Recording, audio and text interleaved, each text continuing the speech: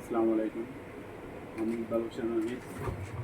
আপনাদের সাথে একটা জিনিস শেয়ার করার জন্য আজকে ভিডিওটা করতেছি।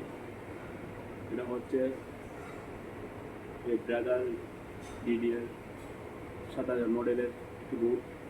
আমরা এটার মধ্যে এরো আসতো 710, এরো 710 আসতো। হ্যাঁ, আমরা প্রায় সময় এরো 710 মানে এই এরো লিস্টে যদি চেক করি আমরা এটার সমস্যা পাই যে এটার লো ভোল্টেজ বলে পাওয়ার সাইড থেকেই এরো 710টা আসে। এরো 710 আসলে বেশিরভাগই আমরা এই পাওয়ার সাইডে সমস্যাটা পাই। আজকে যে সমস্যাটা পাইছি সেটা আমাদের সাথে শেয়ার করার জন্য ভিডিওটা করা। আজকে যে সমস্যাটা পাইছি সেটা হচ্ছে, এখানে দেখেন এই জায়গায় একটা আইসি আছেন যেটা 2903 একটা আইসি থাকে আইপিএম এর পাশে। ওইটা শর্ট হয়ে থাকার কারণে আজকে এরো 710টা আসছে। আমি যখন এটা খুলে ফেলে দিছি, এটা যখন খুলে নিয়ে নিছি, হ্যাঁ, তখন আবার এই এরো 710টা চলে গেছে। মানে এটা ছাড়াই এর মেশিনটা চলতেছে।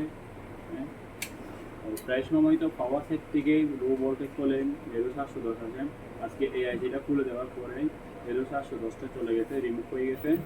এখন মেশিন রান হচ্ছে আর কি। ওই জন্য বিষয়টা আপনাদের সাথে শেয়ার করলাম।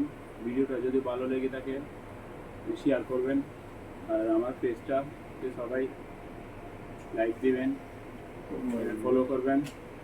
সবাইকে ধন্যবাদ।